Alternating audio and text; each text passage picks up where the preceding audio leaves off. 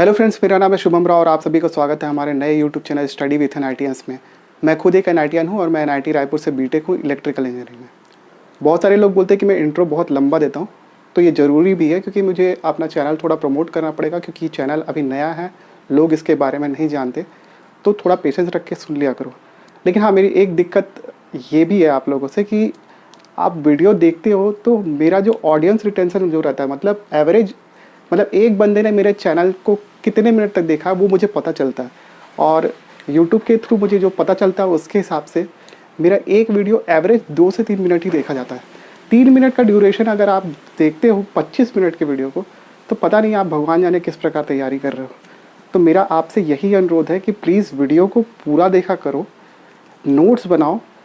अभी तक जितने भी मैंने यूट्यूब चैनल देखे हैं CGPSC और से रिलेटेड, उसमें किसी ने भी मेंस और प्रीलिम्स का एक साथ नहीं कराया। जब मैं आपको मेंस के क्वेश्चन आंसर राइटिंग के फॉर्म में दे रहा हूँ, तो प्लीज़ एक नोट्स बना के उन क्वेश्चन को लिखो। हो सकता है कि उससे क्वेश्चन ना आए, लेकिन एटलीस्ट आपकी एक तैयारी तो होगी उससे, ठीक है। तो मेरी कोशिश यही है, बाकी आपकी मर्जी, आप देखना चाहो या ना देखना चाहो। लेकिन हाँ, मैं एक बात ज़रूर आपको बोलता हूँ, वीडियो जितना ज़्यादा आप शेयर करोगे, जितने व्यूज़ आएंगे और मेरे जितने जल्दी 1000 सब्सक्राइबर होंगे, उतने ही जल्दी मैं आपको लाइव सेशन देना चालू करूँगा, ताकि हम लोग आपस में इंटरेक्ट करके पढ़ाई कर सकें। आपको जो भी डाउट होगा वो इंस्टेंट मुझसे पूछिए, तो मैं आपका निवारण कर पाऊँगा। हालांकि आप में से कई सारे लोग हैं जो लोग सीरियसली वीडियो को देखते हैं, नीचे कमेंट तो नहीं करते, लेकिन आप मेरे व्हाट्सएप पे मुझे मैसेज करते हैं, तो उसके लिए बहुत बहुत शुक्रिया। बट प्लीज़ वीडियो शेयर करो, सब्सक्राइबर कैसे भी करके बढ़ाओ, और प्लीज़ वीडियो को पूरा देखा करो, उससे आप ही का भला है। मेरा तो जो मुझे सीखना है वो सीखेगा। मेरा थोड़ा बहुत इसमें प्रॉफिट ये है कि मेरा चैनल थोड़ा ग्रो होगा। हाँ, लेकिन मैं आपको डेली 2 वीडियो भी देने की सोचूंगा।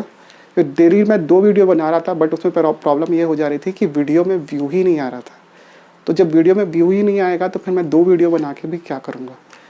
तो अगर आपको ज़्यादा से ज़्यादा कंटेंट चाहिए ताकि आप ज़्यादा से ज़्यादा चीज़ें एक्सट्रैक्ट कर सको इस यूट्यूब चैनल से, तो उसके लिए प्लीज़ वीडियो पूरा देखो, वीडियो शेयर करो वेरियस स्टडीज़ ग्रुप में, और आपके फेसबुक, व्हाट्सएप, ट्विटर और आपके टेलीग्राम में कई सारे ऐसे ग्रुप हैं जहाँ पर स्टूडेंट्स हैं। तो वहाँ से अगर इंगेजमेंट आएगी तो मुझे प्रॉफिट होगा, और आपको ये प्रॉफिट होगा कि मैं डेली आपको 2 वीडियो बना के दूँगा, ठीक है। तो प्लीज़ कोऑपरेट करिए, बस मैं यही चाहता हूँ, बाकी तो आपकी इच्छा, ठीक है।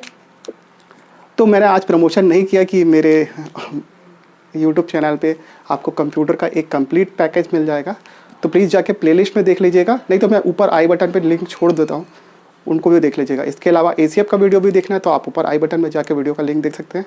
इसके अलावा आप वीडियो को डिस्क्रिप्शन चेकआउट कर सकते हैं, उसमें मेरा फेसबुक, व्हाट्सएप, ट्विटर और इंस्टाग्राम है। व्हाट्सएप ग्रुप से जुड़ने के लिए या फिर किसी भी प्रकार के डाउट की स्थिति में आप वहाँ लिंक पर टैप करके मुझे मैसेज कीजिएगा अपने नाम और लोकेशन के साथ। मैं आपको ग्रुप में ऐड भी कर लूँगा और आपकी जो भी समस्या होगी इस पर्टिकुलर वीडियो से, उसका भी निवारण कर दूँगा। तो ठीक है, बिना किसी टाइम वेस्ट के हम लोग चालू करते हैं आज का लेक्चर, जो कि है मिडेवल इंडिया।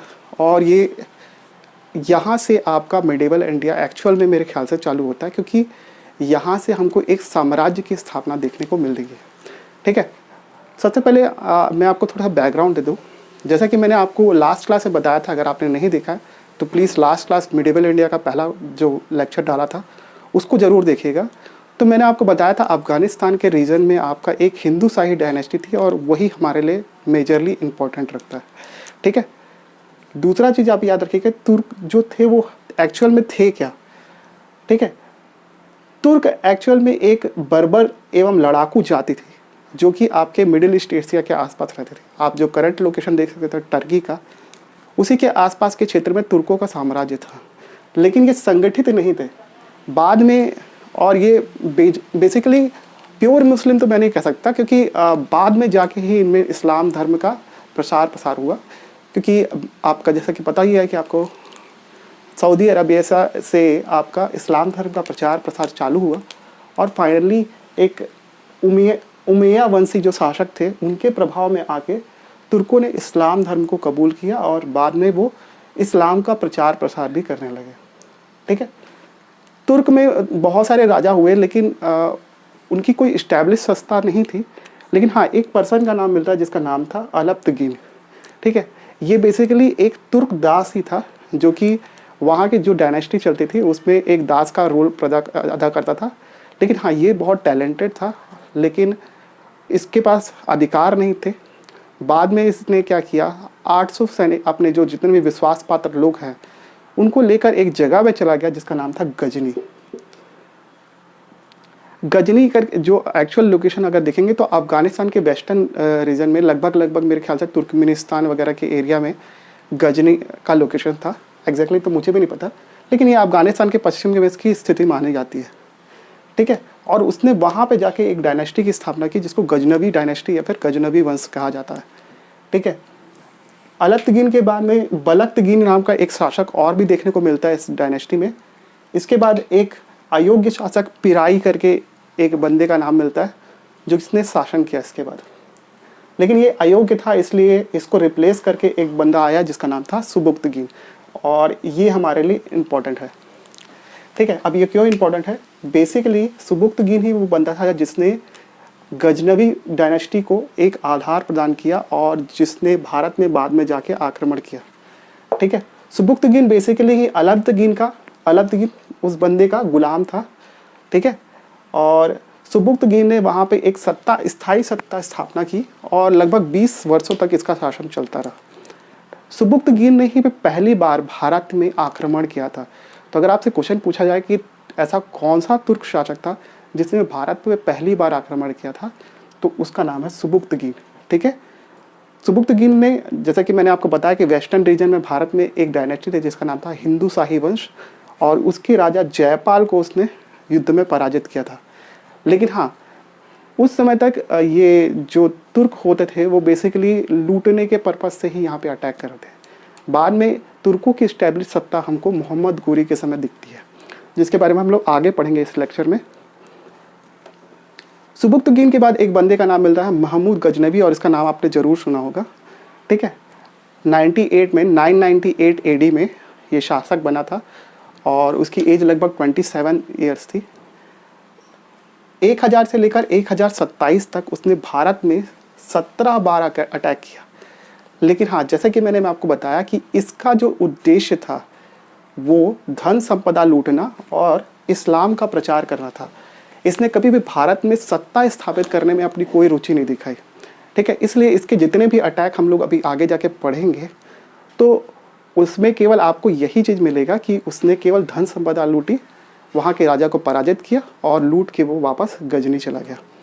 ठीक है, तो ये एक्चुअली इसका बेस है, और ये क्वेश्चन 30 वर्ड्स में पूछा जा सकता है आपके मेंस में कि महमूद गजनवी के आक्रमण का उद्देश्य क्या था। तो आप लोग यही लिखिएगा कि उसका उद्देश्य केवल धन संपदा लूटना और इस्लाम धर्म का प्रचार प्रसार करना था। ठीक है, तो इसको ज़रूर लिखिएगा आप मेंशन करके। इसके आगे की चीज़ें हम लोग महमूद गजनवी के आक्रमण और बाकी सारी चीज़ें हम लोग थोड़ी देर में देखते हैं। तो चलिए, महमूद गजनवी के भारत में किए हुए आक्रमण और उसमें रिलेटेड मेंस का जो क्वेश्चन बन सकता है वो मैं आपको बताने का प्रयास करूँगा। लेकिन हम लोग क्वेश्चन पे बढ़े उससे पहले मैं आपको एक जानकारी दे दूँ कि मैं एक्चुअल में जिस प्रकार मैंने आपको कंप्यूटर का एक कंप्लीट पैकेज प्रोवाइड किया, उसी तरीके से CGPSC ACF के लिए मैं पर्यावरण का एक कंप्लीट पैकेज प्रोवाइड करने की कोशिश करूँगा। आपका इस पे क्या मत है आप मुझे नीचे कमेंट करके बताइएगा। वीडियो में जैसे जितने कमेंट आएंगे और मुझे व्हाट्सएप पे जितने मैसेज मिलेंगे उस हिसाब से मैं पूरी सीरीज का प्लान करूँगा। वैसे मेरा जो प्लान है वो यही है जो कि मैंने आपको बता दिया। अब हम लोग जो क्वेश्चन देखने वाले हैं वो मेंस में पूछा जा सकता है कि महमूद गजनवी के भारत में किए हुए आक्रमण का उल्लेख कीजिए। ठीक है, और इसके बारे में जितने भी वर्ड्स आप देख लीजिए वर्ड लिमिट के हिसाब से, मैं आपको केवल फैक्ट्स बता रहा हूँ, आप उसको जमा कर देख लीजिएगा। ठीक है, देखिए ये प्रीलिम्स के पॉइंट ऑफ व्यू से उतना इंपॉर्टेंट नहीं है। प्रीलिम्स के पॉइंट ऑफ व्यू से क्या इंपॉर्टेंट है वो मैं आपको बता दूंगा, लेकिन जब मेंस में लिखने के लिए आएगा तो आप ऐसे ही करिएगा। ठीक है, महमूद गजनवी का जो भारत में फेमस अटैक दिखता है वो 1000 और 1000 AD के 1 AD के आसपास दिखता है। 1000 AD के आसपास में उसने जो भी सीमावर्ती क्षेत्र थे भारत के उनको विजिट कर लिया था, और उसके बाद 1000 AD में इसने हिंदू शाही डायनेस्टी के किंग, जो कि उस समय का किंग था जयपाल, जो कि इसके डैड से भी लड़ा था जयपाल नाम का जो शासक था हिंदू शाही डायनेस्टी का, उसके खिलाफ अभियान चलाया और उसको युद्ध में पराजित कर दिया। बाद में इस जयपाल ने अपना राजपाट अपने पुत्र आनंद पाल को सौंप दिया और बाप से हार गया, बेटे से भी हार गया। फाइनली इसने क्या किया, राजपाट अपने पुत्र को दिया और खुद आत्महत्या कर ली। ठीक है, तो अब जो राजा है हिंदुशाही डायनेस्टी का, उसका नाम है आनंद पाल, इसको याद रखना। 1006 एडी में इसने मुल्तान पे अटैक किया, और मुल्तान पे अटैक किया तो हिंदुशाही डायनेस्टी का उस समय शासक था आनंद पाल, और उसको इसने युद्ध में पराजित किया। देखिए, ये गौर करने वाली बात यह है कि महमूद गजनवी ने भारत में आक्रमण किए थे, लेकिन किसी भी राज्य को अपने राज्य में शामिल नहीं किया था। ठीक है, तो बार बार अटैक कर रहा है, इसका मतलब उस समय वहाँ पर हिंदुशाही डायनेस्टी का ही शासन था।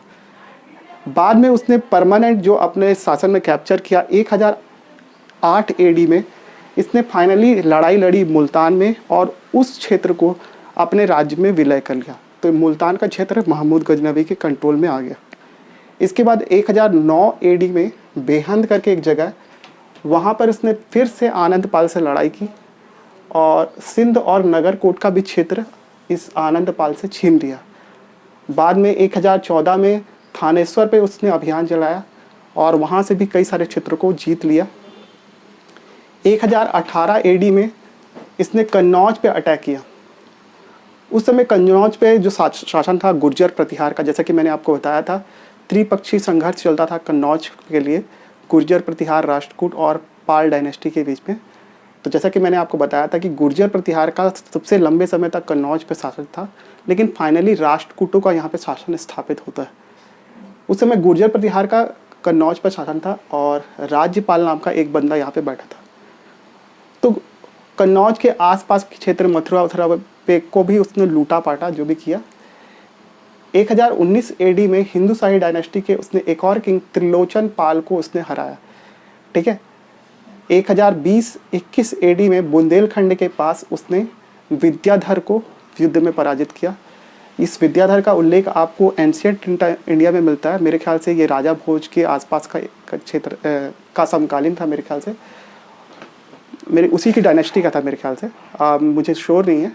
लेकिन हाँ, उसने एक गुट बनाया था इस महमूद गजनवी के आक्रमण को रोकने के लिए, क्योंकि बाकी सारे जितने भी इंडिया के किंग थे वो छोटे छोटे एरिया में डिवाइडेड थे, और ये मेन रीज़न था तुर्कों के भारत में आधिपत्य स्थापित करने का, क्योंकि जितने भी भारत के राजवंश थे वो अलग अलग होकर लड़ाई कर रहे थे और वो यूनाइटेड नहीं थे। इसका फ़ायदा महमूद गजनवी ने उठाया।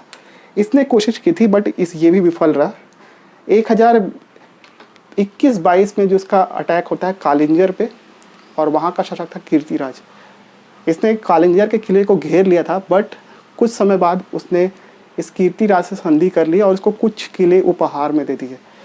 जो महमूद गजनवी का जो फेमस फैक्ट वाला जो क्वेश्चन है वो ये पूछा जाता है, 1025 एडी में इसने भीम फर्स्ट के अगेंस्ट में युद्ध लड़ा, और ये महमूद गजनवी का फेमस वॉर है, इसलिए प्रीलिम्स में ये वाला जो क्वेश्चन है वो ज़रूर पूछता है। ठीक है, 1025 एडी में इसने भीम फर्स्ट के अगेंस्ट अटैक किया था, लेकिन ये भीम फर्स्ट के अगेंस्ट अटैक करने के उद्देश्य यहाँ नहीं आया था। वहाँ का एक फेमस मंदिर था जिसका नाम है सोमनाथ टेम्पल, उसको लूटने के लिए आया था, और लगभग ऐसा बोलते हैं कि वहाँ पे लगभग 50,000 लोग मारे गए थे उस युद्ध में। और महमूद गजनवी इतना सोना वहाँ से लेके गया था कि उसके पूरे पुश्ते खा सकते थे। ठीक है, लेकिन जब वहाँ से वो जा रहा था तो 1027 के आसपास जब वो सिंध के क्षेत्र में था तो उसने जाटों के विरुद्ध लड़ाई लड़ी, और उस लड़ाई में महमूद गजनवी घायल हो गया था और उसकी हालत ऐसी नहीं बची थी कि वो और अपने अभियान को कंटिन्यू कर सके। फाइनली जाके 1030 में इसकी मृत्यु हो गई। ठीक है, तो ये सारे अटैक के बारे में आप जानकारी दीजिएगा अपने मेंस के क्वेश्चन में। ठीक है, ज़्यादा अंदर घुसने का नहीं, लेकिन ऊपर का आप जानकारी दे देंगे तो मेरे ख्याल से 150 से 200 वर्ड का आपका आंसर बन जाएगा। फिर आप अपने वर्ड लिमिट के हिसाब से इसको घटा बढ़ा सकते हो, कोई मेजर अभियान को छोड़ के बाकी सारे अभियानों को स्किप कर सकते हो, कम शब्दों में आएगा तो भी। तो ये मैंने आपको जानकारी दे दी। प्रीलिम्स का कुछ और फैक्ट पूछता है इसके बारे में। महमूद गजनवी ने कुछ उपाधियाँ भी धारण की थी, जिसमें फेमस है आपका यामिन उद दौला। ठीक है, सेकंड है आपका गाजी, और थर्ड है आपका बुत सिकन। बुत सिकन का मतलब ये होता है कि बुत मतलब मूर्ति, मूर्तियों को तोड़ने वाला बुत सिकन। ठीक है, इसलिए इसको मूर्ति भंजक भी बोलते हैं। ठीक है, तो उसने जितने भी मंदिर पे अटैक किया सारी मूर्तियाँ तोड़ी वगैरह, इसलिए उसको बुद्ध सुकन का भी टाइटल मिला। ठीक है, तो ये मैंने आपको जानकारी दे दी महमूद गजनवी के बारे में। अब हम लोग मेंस का एक और क्वेश्चन देखेंगे जो कि थोड़ी देर में देखते हैं कि इसके आक्रमण का भारत पे क्या प्रभाव पड़ा। ठीक है, तो चलिए एक दूसरा क्वेश्चन देखते हैं मेंस से रिलेटेड, जो कि है आपका महमूद गजनवी के आक्रमण का भारत पर क्या प्रभाव पड़ा और भारत की राजनीतिक व्यवस्था पे क्या प्रभाव पड़ा। इस सारी चीज़ों के ऊपर चर्चा करेंगे। किसी भी तरीके से ये क्वेश्चन आपको एग्जाम में पूछा जा सकता है और उससे रिलेटेड मैं आपको कुछ फैक्ट्स बताता हूँ जो कि आपको लिखना है क्वेश्चन में। देखिए, सबसे पहले महमूद गजनवी के आक्रमण का एक बहुत ही मेजर इम्पैक्ट जो ये पड़ा कि इसके बाद जितने भी आक्रमणकारी थे जो भारत में आए, उनके लिए भारत विजय का मार्ग प्रशस्त हो गया। क्योंकि महमूद गजनवी ने क्या किया, बाहर के जितने भी आपके मतलब जो आपके नॉर्थ वेस्ट इंडिया का जो पोर्शन था, उस एरिया को लगभग अपने कब्जे में ले लिया था। दूसरी चीज़, वहाँ पर से उनको संसाधन भी मिलते थे जिससे वो भारत के दूसरे हिस्से में अटैक कर सकते थे। सेकेंड मेजर पॉइंट जो है आपका, वो आप ये लिख सकते हो कि हिंदू शाही वंश की समाप्ति। महमूद गजनवी ने लगभग इस डायनेस्टी को पूरा ख़त्म कर दिया था। इसके कारण जो नॉर्थ वेस्ट वाला रीजन है उसके प्रोटेक्शन के लिए या फिर उसकी सुरक्षा के लिए कोई ऐसी मेजर डायनेस्टी नहीं बची थी जो कि तुर्कों के आक्रमण का विरोध कर सके। तो ये मेन सेकंड पॉइंट हुआ इसका। सेकंड, उसके बाद देखेंगे भारत की अर्थव्यवस्था का कमज़ोर होना। ऑब्वियस ही बात है कि महमूद गजनवी लूटपाट के उद्देश्य से यहाँ पे आया था, तो उसने भारत की बहुत सारी धन संपदा को लूट कर वो गजनी ले गया था, जिसके कारण भारत की अर्थव्यवस्था उस दौर में काफ़ी कमज़ोर हो गई थी। और चौथा और मोस्ट इम्पॉर्टेंट पॉइंट, भारत में इस्लाम धर्म का प्रचार प्रसार होना। जो लोग महमूद गजनवी के अगेंस्ट में लड़ते थे वो तो ठीक है, जो लोग उनसे नहीं लड़ पाते थे उन्होंने विवश होकर इस्लाम धर्म को स्वीकार किया, जो कि महमूद गजनवी का मेजर इंटेंशन था भारत में अटैक करने का, इस्लाम धर्म का प्रचार प्रसार करना। तो उसके अटैक के बाद भारत में इस्लाम धर्म का हमको मेजर प्रभाव देखने को मिलता है, जो कि यूरोपीय शक्तियों के आने तक बना रहता है। ठीक है, इसके बाद प्रीलिम्स के कुछ फैक्ट्स पूछते हैं जो कि आपको जानना ज़रूरी है। जैसे महमूद गजनवी के साथ उसके कुछ दरबारी भी यहाँ पे आए थे, जिसमें फेमस दरबारी है उसका अल-बरूनी। अल-बरूनी की एक फेमस पुस्तक है जिसका नाम है किताब-उल हिंद। ठीक है, अल-बरूनी एक काफ़ी अच्छा जानकार व्यक्ति था और ये संस्कृत भाषा का भी ज्ञान रखता था। अगर आप घंटा चक्र बनाएंगे तो आपको ये क्वेश्चन मिलेगा। ठीक है, अल-बरूनी ने भारत के जितने भी राजवंश है उसका उल्लेख अपनी इस पुस्तक में किया था और भारत की डाइवर्सिटी के बारे में भी उसने जानकारी इस बुक में दी थी। ठीक है, छत्तीसगढ़ के इतिहासकारों का मानना है कि जो छत्तीसगढ़ का जो कलचुरी डायनेस्टी का जो पहला किंग था कलिंग राज, उसके बारे में भी अल-बरूनी ने इस पुस्तक में लिखा है। ठीक है, सेकंड जो दरबारी था उसका नाम था फिरदौसी, और फिरदौसी की फेमस बुक है शाहनामा। तो शाहनामा में उसने बेसिकली महमूद गजनवी के बारे में ही वर्णन किया है। ठीक है, उसके बाद उसका एक और दरबारी था, उतबी नाम था उसका, और उसकी फेमस पुस्तक है किताब-उल-यमनी। ठीक है, तो ये प्रीलिम्स में पूछे जाने वाले फैक्ट है। एक और फैक्ट आप देख लीजिएगा प्रीलिम्स के लिए, महमूद गजनवी ने भारत में आके एक सिक्के चलाए थे जिसमें एक ओर अरबी में लिखा होता था और दूसरी ओर संस्कृत में लिखा होता था। ठीक है, हालांकि महमूद गजनवी ने पूरी तरीके से इस्लाम धर्म का यहाँ पे प्रचार प्रसार किया था, लेकिन यहाँ के लोकल लोगों को वो दुखी नहीं करना चाहता था और बेसिकली उसने इसीलिए सिक्के में संस्कृत भाषा का भी प्रयोग किया। ठीक है, तो इतने सारे फैक्ट्स और मेंस के 2 क्वेश्चन यहाँ से इस टॉपिक से बनते हैं। इसके बाद हम लोग देखेंगे मोहम्मद गोरी के बारे में, जो कि हम लोग नेक्स्ट क्लास में देखेंगे, क्योंकि ऑलरेडी वीडियो काफ़ी लंबी बन गई है। मैं सोच रहा था कि एक ही वीडियो में दोनों को करा दूँ, लेकिन उसके लिए भी 3-4 क्वेश्चन मेरे बच जाएंगे मेंस के, तो उसको हम लोग नेक्स्ट क्लास में पढ़ेंगे। ठीक है, तो अगर आपको ये वीडियो पसंद आया तो प्लीज़ वीडियो को लाइक दीजिए, चैनल में नहीं तो सब्सक्राइब कीजिए, ज़्यादा से ज़्यादा इस वीडियो को शेयर कीजिए उन लोगों को एटलीस्ट जिन लोगों के पास पैसे नहीं है कोचिंग इंस्टीट्यूट को देने के लिए, या फिर वे CGPSC, व्यापम और बाकी सारे कॉम्पिटिटिव एग्जामिनेशन की तैयारी कर रहे हैं, उनको ज़रूर शेयर करिएगा। सब्सक्राइबर जितने आएंगे, जितना मेरा वॉच टाइम आएगा, तो मैं आपको ज़्यादा से ज़्यादा कंटेंट प्रोवाइड कर सकूँगा। अदरवाइज़ मैं एक लिमिटेड अमाउंट ऑफ कंटेंट आपको दूंगा, जो कि आपको मिलेगा तो ज़रूर, लेकिन उससे आपको ज़्यादा फ़ायदा नहीं हो पाएगा। इसलिए अगर आप अपना ज़रा फ़ायदा चाहते हो तो प्लीज़ वीडियो को शेयर करो और सब्सक्राइबर लाओ, ताकि मेरा और आपका दोनों का भला हो सके। So that's it for today's video. Thank you so much for watching this video.